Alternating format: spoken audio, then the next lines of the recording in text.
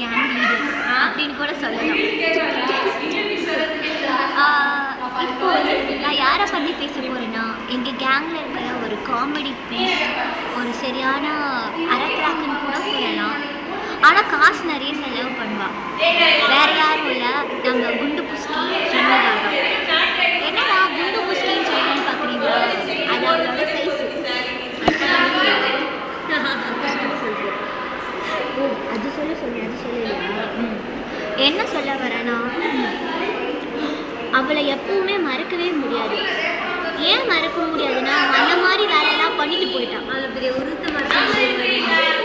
அது மட்டும் இல்லைங்க, என்கிட்ட 50 ரூபாய் கடன் வாங்கிட்டு போயிருக்கா. எங்கள் வீட்டிலேருந்து 4 செயின் திருடிட்டு போயிட்டாங்க. அது தவிர ஒரு ட்ரெஸ்ஸு வேற கடனாக வச்சுருக்கோம். இதெல்லாம் கொடுக்காம நான் அவளை மறந்துடுவேன். இதெல்லாம் பண்ணிட்டாங்க, நாங்கள் மறக்க முடியுமாடி? அதனால என்ன பண்ணுறோம், நாங்கள் வந்து அவளை விட்டு பிரியறதாவே இல்லை. ஓகேவா? 50 ரூபாய் ட்ரெஸ் எல்லாம் வாங்குறது. ஆமாம், அதனால நாங்கள் தான் அவளை மொத்தம் பண்ணுறோன்னா நீ பேசு.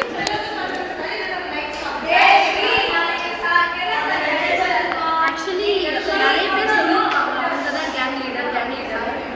நான் சொல்லாமல் உங்களுக்கு எல்லாம் தெரிஞ்சுக்கோங்க. ஆக்சுவலி நான் தான் அந்த கேங் லீடர். ஆக்சுவலி அவள் என்னோட அசிஸ்டண்ட்டு என்கிட்ட 50 ரூபாய்க்கு வேலை பார்க்குறேன். அதை சொல்ல பிடிக்காம பார்த்தீங்களா, என்கிட்ட இருந்து பிடிங்கி பேசுகிறான்னு உங்களுக்கே தெரிஞ்சுக்கிட்டு அவங்க மறைக்கலையே.